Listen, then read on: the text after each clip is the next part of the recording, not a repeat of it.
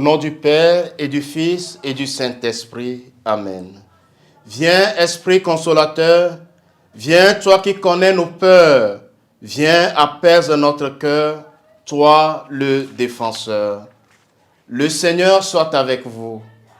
Évangile de Jésus-Christ selon saint Marc. Gloire à toi, Seigneur. En ce temps-là, Jésus vit une grande foule.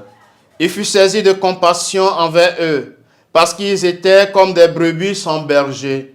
Alors il se mit à les enseigner longuement. Déjà l'heure était avancée. S'étant approché de lui, ses disciples disaient, « L'endroit est désert et déjà l'heure est tardive. Renvoie-les, qu'ils aillent dans les campagnes et les villages des environs s'acheter de quoi manger. » Il leur répondit, « Donnez-leur vous-même à manger. » Ils répliquèrent, « Irons-nous dépenser le salaire de 200 journées pour acheter des pains et leur donner à manger? » Jésus leur demande, « Combien de pains avez-vous? » Allez voir. S'étant informés, ils lui disent, « 5 et 2 poissons. » Il leur donna de les faire tous asseoir par groupe sur l'herbe verte. Ils se disposaient par carrés de 100 et de 50.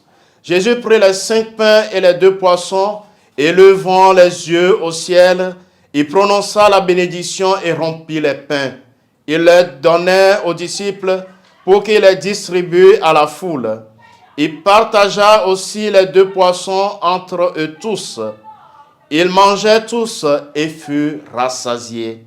Et l'on ramassa les morceaux de pain qui restaient, de quoi remplir 12 paniers, ainsi que les restes des poissons. Ceux qui avaient mangé les pains étaient au nombre de 5000 hommes. Acclamons la parole de Dieu. Bien-aimés dans le Seigneur, en ce mardi 7 janvier 2027, mardi après l'Épiphanie, l'évangile que nous propose la liturgie de ce jour est une merveilleuse manifestation de l'amour de Dieu pour nous. Dans ce passage aussi riche, les actions s'enchaînent. La promesse d'un week-end de repos tranquille tombe à l'eau quand Jésus, quittant la barque, se trouve devant ses brebis sans berger. Jésus nourrit son peuple avec le pain de la parole. Alors, il se mit à les enseigner longuement. Mais les questions pratiques finissent par s'imposer. C'est bien d'écouter le maître, mais il faut bien se nourrir et se reposer. Jésus est là, présent comme le bon berger, qui se laisse toucher par le besoin et l'attente de ce peuple. Il aime ses amis, il les a aimés le premier. Pris de pitié pour cette foule, il a de la compassion pour elle.